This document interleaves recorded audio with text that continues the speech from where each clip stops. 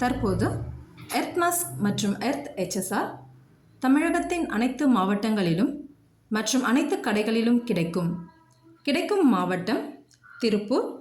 கிடைக்கும் இடம் Neelakandiyamman traders, number 5/93D, Indira Nagar, Thungavi road, Poolavadi, Athukinathupatti, Tiruppur 642204, opposite to Kavitha Kalyana மண்டபம்.